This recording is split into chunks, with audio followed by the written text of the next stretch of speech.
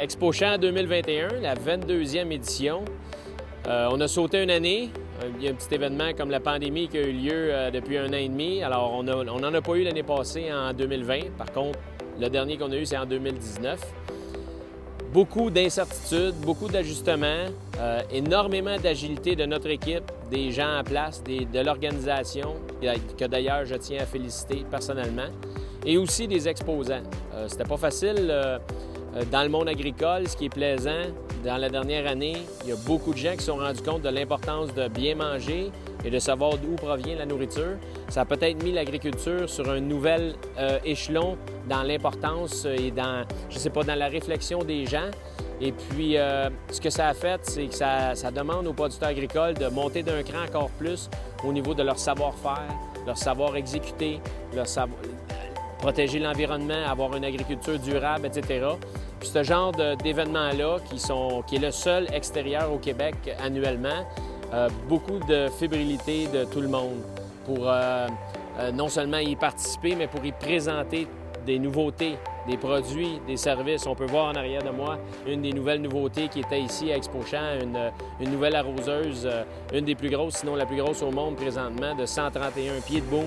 Alors, c'est une parmi tant d'autres de plusieurs nouveautés qu'on a eues ici. C'est certain qu'on avait un peu d'incertitude au début. Combien d'exposants qui vont se présenter? C'est quoi la situation de chacun d'eux? La plupart ont eu des très bonnes années, ce qui fait qu'avec les problèmes d'approvisionnement, les problèmes de main-d'œuvre qu'ils avaient, pas tous les exposants qui voulaient être présents étaient présents cette année. Par contre, on avait près de 300 exposants cette année, alors c'était bien impressionnant. Les visiteurs étaient enchantés de ça. Encore là, avec la situation qu'on était entre le 31 août, 1er et 2 septembre, avec une partie avec passeport ou sans passeport vaccinal, il y avait des craintes, il y avait de l'incertitude, mais je vous dirais par rapport en 2019, comme à chaque année, ce qui a géré les gens qui venaient ou non, c'est beaucoup plus la température, étant un événement extérieur. La température a été là les 3 jours. Alors, étant la 3e journée, il y a un petit peu moins de monde aujourd'hui.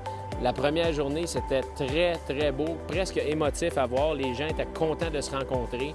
On a eu beaucoup plus de chapiteaux qui se sont installés, presque 1 fois et demie ce qu'on avait à l'habitude. Les gens voulaient voir leurs clients, les clients potentiels, les clients qu'ils avaient pour continuer à développer cette relation d'affaires-là. Ils voulaient prendre le temps de les voir, même s'ils sont parlé au téléphone ou en Zoom ou en Teams dans la dernière année. Ils étaient très contents, ils avaient très hâte de partager un verre d'eau ou un verre de bière avec eux. Alors, c'était le fun. On a eu de la belle température. Il y avait beaucoup de sourires. Moi, j'ai fait personnellement le tour avec plusieurs exposants. Très content du résultat. Il y a des belles relations qui sont développées. On a des bonnes idées pour le futur. Cette année, on y est allé dans peut-être un peu plus au niveau de la sobriété de l'événement. Pas trop de fluff là. On a misé surtout pour la sécurité des exposants, la sécurité de nos visiteurs, pour s'assurer que tout se passe bien. Puis je pense qu'on a fait une très bonne job. Très content de notre équipe. Ça a travaillé très fort en amont pour réaliser ça. Il y a beaucoup de gens qui travaillent à préparer le site, à entretenir le site, préparer ça pour tous ces exposants-là. Il y a énormément de machinerie et équipements. Là, vous allez peut-être voir des images qu'on va vous rapporter et vous allez voir qu'il y en a passablement. Alors, il faut que ça rentre toute cette machinerie-là ici, puis après ça, il faut la sortir. Il y a beaucoup, beaucoup de logistique, mais ça valait la peine. Ça valait la peine, puis les gens sont très, très, très contents, tout comme les exposants et les visiteurs. Alors, moi, je suis très content. J'ai commencé avec cette entreprise-là au mois d'avril.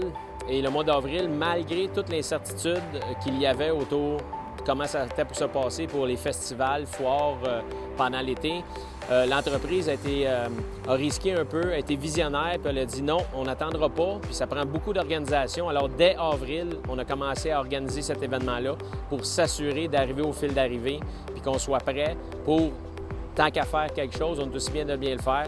Alors, on a commencé au mois d'avril. Ça a parti un petit peu en retard. Habituellement, on commence au mois de mars. Alors, on a essayé de toujours s'ajuster avec toutes les choses qu'on a eues et que vous avez eues au niveau des informations et des mesures sanitaires. Il fallait s'ajuster au fur et à mesure.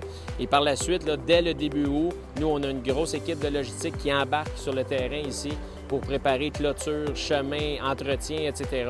pour ces 3 jours-là qui est comme le résultat et l'accomplissement de tout ce travail-là. Puis c'était très beau et encore aujourd'hui, c'est super de voir ça. C'est la grande famille agricole a pu se réunir cette année, puis je pense que tout le monde en est très reconnaissant.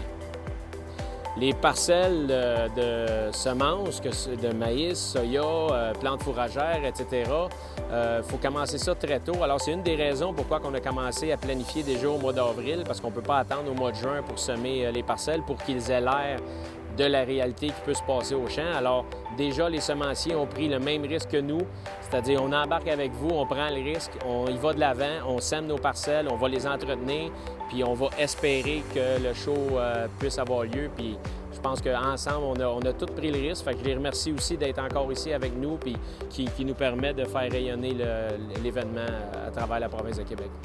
Ici, on est à Saint-Liboire, on est près de Saint-Hyacinthe. Alors, c'est certain que c'est très intéressant pour la communauté, la région ici. On sait pertinemment, parce qu'on est en contact avec les hôteliers de la région et les hébergements.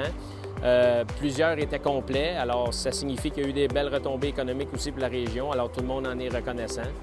Il y a des gens de partout qui viennent ici. Il y a des exposants qui viennent d'un peu partout. Il y en a du Québec, il y en a de l'Ontario, il y en a du Nouveau-Brunswick. Il y a même des gens de la Norvège qui sont venus exposer cette semaine, qui ont fait le voyage, la famille au complet. Il y a aussi des visiteurs dans la région de Gatineau. Il y a des visiteurs du Lac-Saint-Jean. Il y a des exposants du Lac-Saint-Jean. Alors, oui, c'est régional. Par contre, il y a énormément de gens à travers la province de Québec, justement parce que c'est un événement assez unique, sinon unique, qu'on peut non seulement voir les machines, mais il y a des endroits où il peut y avoir des démonstrations, vous pouvez essayer les machines, les voir à l'œuvre. Alors c'est un plus, naturellement, versus un show qui pourrait être à l'intérieur. Toute l'organisation d'Expo Champ tient à remercier tous les exposants. Même si nous, on organise ça pendant plusieurs semaines, plusieurs mois, c'est eux, à la fin, qui font le succès de cet événement-là. Alors je tiens personnellement, au nom de mon équipe, au nom de moi-même, de remercier tout le monde d'être présent, d'être là au rendez-vous. Même chose pour les visiteurs. Ils ont été beaucoup de visiteurs qui sont venus et je sais que les deux se sont rencontrés. Il y a eu des bons échanges, puis il va y avoir des bonnes retombées après ça et puis des relations d'affaires qui ont grandi. Alors on espère de voir et les visiteurs et les exposants tous présents, sinon plus, en 2022.